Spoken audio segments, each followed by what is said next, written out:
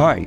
In this video I'll talk about the plot of the most famous part of Call of Duty. It's about Modern Warfare 2. And yeah, this is my real voice. Hope it doesn't stress you out too much. I don't want to drag it out too long, so I'll get started. At the beginning of the game we are told that 5 years have passed since the events described in Call of Duty Modern Warfare. In Russia, the ultranationalists still won the civil war, even despite the death of their leader Imran Zakhaev. What about NATO? After a nuclear explosion and the strengthening of the positions of the international terrorist Vladimir Makarov, NATO decided to organize Task Force 141, headed by General Shepard, who during the same explosion lost 30,000 Marines. The main goal of this task force is to prevent terrorist attacks around the world.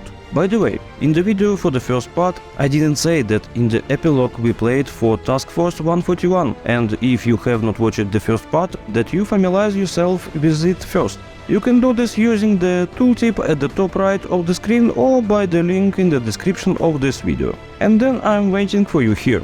Enjoy watching. In Task Force 141, only the best fighters are accepted, and the SAS fighter, already familiar to us from the first part, Captain John McTavish, under the call sign SOAP, becomes their commander. In general, the plot of Call of Duty Modern Warfare 2 is divided into 7 days, so perhaps I will follow them, so that at least a bit of sense of time in present. Well, that's day number 1. We're at American military base in Afghanistan, watching Ranger Joseph Allen, Private First Class. Although, let me tell you right away, and then I'll distract you just once. Please don't forget to like and subscribe to the channel if you want. For the bell pressed when subscribing and the comment under the video, hello both to everyone. All this greatly helps the development of the channel. Many thanks to all those who are not too lazy and support it. Well, for multimillionaires, in the description there is a link to the donation where you can support me. By the way, I read here that it turns out that Modern Warfare is a trilogy. I don't hear anything about the third part at all. If I played the second one many years ago, I heard a little about the first, but I can't remember anything about the third. Is it worth going through? What do you say? Are we taking her to the story? So we play to the Ranger Joseph Allen. Our job is to show newbies how to hold the rifle and how to use a thing called grenade. After that, we are sent to another training ground to pass an obstacle course. All this is necessary in order for General Shepard to take us to his elite Task Force 141. But immediately after passing the test, an alarm sounds at the base, and we go on a mission to clean up the city from militants. The game takes us to where we watch how General Shepard rises Allen, stunned by explosion. I'll stop there for now. Then RoboStefan will speak for me. Write in the comments how best I can make a video. Use my real voice or Stefan's voice. How do you think? Now is my turn.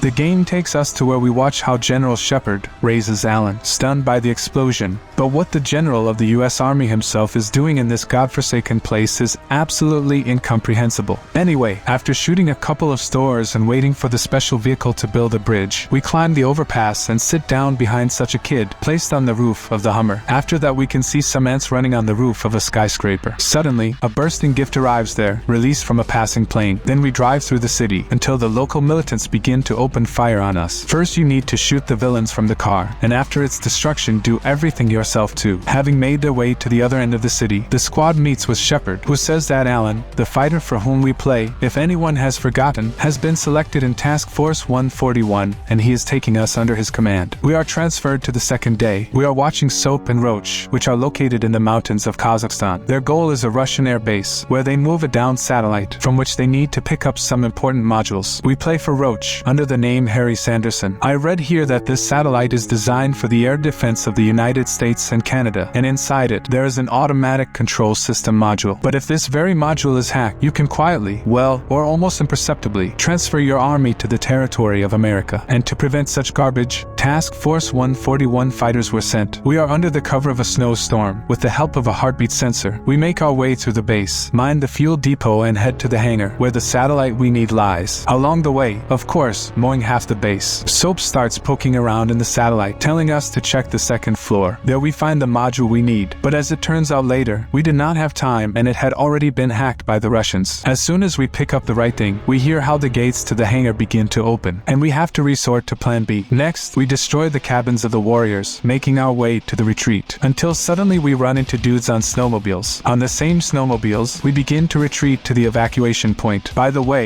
this is quite an unusual experience, so not only that, we are also allowed to shoot back. And about the jump from an impromptu springboard through a crevice in the mountains, I generally keep quiet. Just highs. Day 3, no Russian. Here I must ask all especially impressionable people to rewind the video by the time written on the screen. While you're at it, I'll bring everyone else up to date. The same ranger from the beginning of the game, Joseph Allen, was introduced into Makarov's gang. As I said a little earlier, Makarov is an international terrorist, so Makarov decided to stage a terrorist attack at the Imran Zakhafiv International Airport in Moscow. They kill FSB fighters and civilians. As a result, having reached the intended point of withdrawal, everyone gets into the ambulance, and Makarov kills Allen, knowing that he is a dummy agent embedded in his organization. Makarov leaves Allen to die at the airport, whose body is found by the FSB, and the body of an American with a weapon at the site of a terrorist attack can hardly have a positive effect on relations between countries. Well, actually this mission is pretty creepy. The developers were able to convey the atmosphere. There is another similar moment in the game. Here it is on the screen, but we will talk about it later.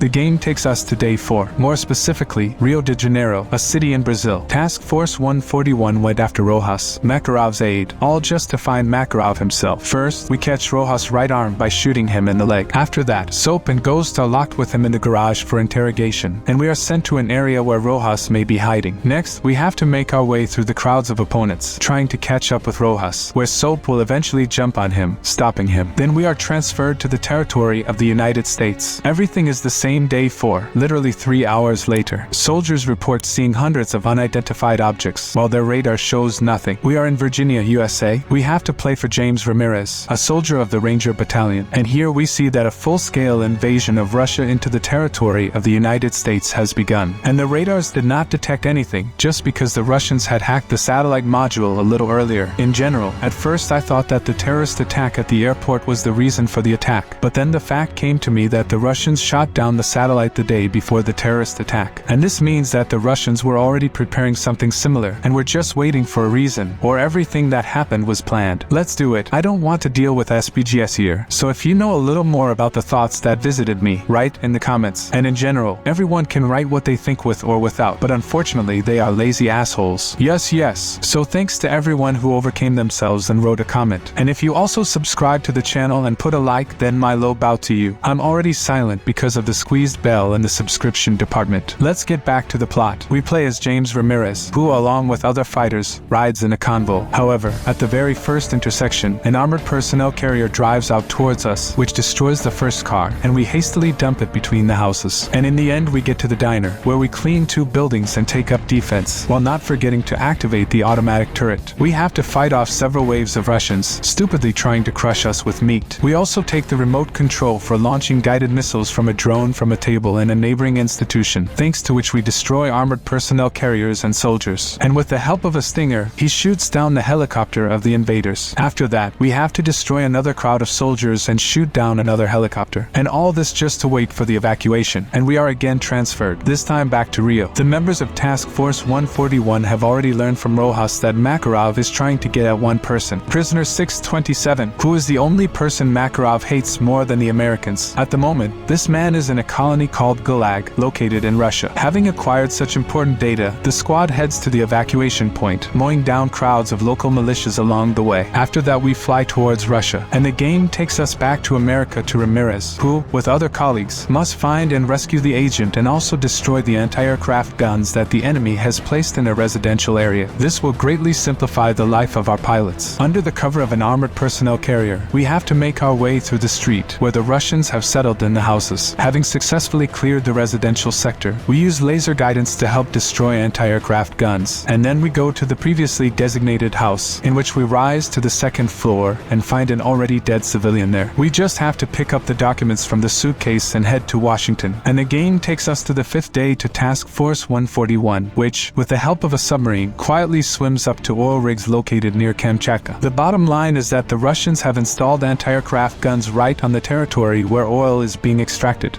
Okay, well, definitely geniuses, not otherwise. In general, on these towers, the Russians installed their air defense systems while holding local hard workers hostage. And now they are hiding behind them as a shield. Using stealth, we get rid of the guards below, and with the help of such a square, we undermine the doors, eventually freeing the tower. After that, we climb into the helicopters and continue our journey towards Russia, or rather Kamchatka. The previously mentioned Gulag is located there, where prisoner number 627 is kept. The Gulag itself is a fortress on the seashore, where the Russians keep especially dangerous prisoners. We, with other dudes in helicopters, accompanied by fighter jets, fly up to the fortress. Fighters undermine the radio tower, and we deal with the guards on the walls and observation posts. After that, we are dropped off in the very center of the prison, and we head to the indicated point, where we undermine the wall of the cell we need and find Captain Price there. That is, all this time, the very person that Makarov was trying to get was our Captain Price. While Soap gives Price his beloved coat, and then the fortress begins to collapse, and we need to quickly leave the territory. Not the first time, of course, but we manage to call a turntable and evacuate epically, and the game takes us back to Ramirez, all the same day 5. Our task is to protect the evacuation zone and clear out a government building full of Russians. Having reached the 5th floor, we pick up the javelin and shoot down a couple of enemy helicopters that prevented us from getting out of here. Now we run onto the roof and sit down at the minigun in the helicopter, pouring water on the lead of the invaders. Although in the end we get knocked down, our Ramirez comes to his senses already being on the ground. They give us a rifle, and all that remains for us is to defend ourselves. Unfortunately, we were given only one store, so it didn't work out much, and we were blinded by a Russian helicopter with a spotlight. The game takes us back to Task Force 141, which are moving along the coast of Russia towards a military base, although rather just a village where a nuclear submarine is stationed. Roach and Price go stealthily to the right place, observing the transfer of equipment along the way. But already in the village itself, we wanted to fool around a little with the help of a drone, but right before our eyes, the air defense detected and destroyed it. Price reports that we need another drone and goes to deal with opponents on his own. Well, what about us? No choice. We jump after and go to distribute lead gifts. In the end, having cleared the village, we understand that we did not have time, because right in front of our eyes a rocket is being launched, and we are transferred back to the skin of Ramirez, who, as we remember, remained in the helicopter after it crashed. Again we live the moment with the shooting of the eternal Russians, and again the helicopter that blinds us. After that, we are once again transferred, but this time to an astronaut who is watching the Earth from the ISS, as well as some kind of moving flash. This flash is the very rocket fired from the submarine. As we can see, the rocket explodes in the atmosphere, and the astronaut is thrown away from the Earth by the blast wave, destroying the ISS along the way. And again transfer to Ramirez, where we see this very explosion from a different angle. Our optical sight turns off, and everything that was flying in the sky begins to fall, giving us an iron rain. Realizing that due to the electromagnetic pulse, all the equipment in the combat zone is out of order, the American Army sends fighters, and in order to stay alive, we need to break through to the roof of the building and give a signal to our own with lit flares.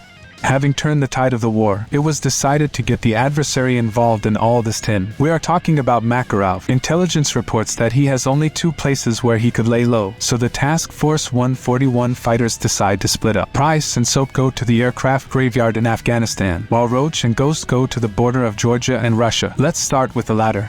Day 6. The detachment finds Makarov's house, where they see his computer, from which they begin to download absolutely all the data using a special device, at the same time repelling Russian attacks. As a result, having downloaded all the data, the detachment began moving towards the evacuation point, mowing down more crowds of soldiers along the way. Roach steps in where he obviously shouldn't and heavily stunts him, and Ghost drags his comrade to the helicopter, from where General Shepard surprisingly comes out. He is interested in the success of the operation, after which he fires his revolver at Roach, and Ghost unfortunately does not have time to do anything and also gets a bullet. Shepard takes the device with all the information and orders to get rid of the bodies. Roach and Ghost are thrown into the pit, doused with gasoline, and the traitor, finishing his cigar, throws it at us, setting fire to gasoline. This is where the story of Gary Roach Sanderson and Simon Ghost Riley comes to the end. All the same day 6. The game takes us to the aircraft graveyard to Soap, who watches as Shepard mercenaries destroy Makarov's people. I'll explain a little here. Shepard decided to take advantage of the global crisis, namely the war, to declare himself the only hero. And also, since he took too personally the loss of 30,000 Marines from a nuclear explosion in an unnamed country in the Middle East 5 years ago, he decided in this way to take revenge by getting rid of all those involved. And he killed Roach and Ghost due to the fact that there could be files in Makarov's computer that that directly point to him. I hope it didn't rap too much. If I'm wrong somewhere, you are welcome in the comments. So, Soap reaches Price, which, together with our main informant Nikolai, has already prepared our delivery to the Shepherd base. These are caves in the mountains of Afghanistan, and we learn about its base in a fairly simple way. Price contacts Makarov and directly asks about Shepherd. Makarov, realizing that by issuing a trader, he will win some time for himself, reports the coordinates of the base. Day 7. We are already in the Shepherd base area. After passing through hundreds of mercenaries, Price and Soap get to the reptile, but he is already ready, immediately jumps into the boat, and tries to hide. We have nothing to do. We sit at the helm, and Price on the bow and give chase. As a result, a helicopter arrives to help Shepherd, where he swims, and ahead is like a waterfall, and like everything. But Price manages to knock out the helicopter, and we give a full reverse, but the power of this boat is not enough, so we fall down. A heavily beaten Soap comes to life already on the shore. He picks up a knife and goes to look for Shepherd. He gets rid of 2 barely alive fighters and goes to his goal. However, not all are so simple. Shepherd counterattacks, exposing Soap's face to the rusty car, then sticks his knife into it. Shepherd was about to get rid of Soap when Price suddenly rushed at him. A fight ensues, during which Price is clearly unable to get rid of the traitor, and Soap has to pull the Shepherd knife out of himself in order to return it to its owner. Then he loses consciousness. After some time, Price comes to his senses, who saves Soap by calling Nikolai on a helicopter, who reports that now all Task Force 141 fighters are outlaws. If anyone is wondering, after some time, Shepherd's body was found and buried with honors. At this point, the story of Call of Duty Modern Warfare 2 comes to an end. Hopefully at this point, at least someone has stayed. Do not forget to subscribe to the channel, like and write a comment that you have watched right to the end. Thank you all for watching. I hope it was as interesting a journey for you as it was for me. By the way, is it worth playing Modern Warfare 3? What do you think? I remind you that for multimillionaires in the description there is a link to the donation, where you can support me. Soon I will return to you with a new game and a new plot. Good luck.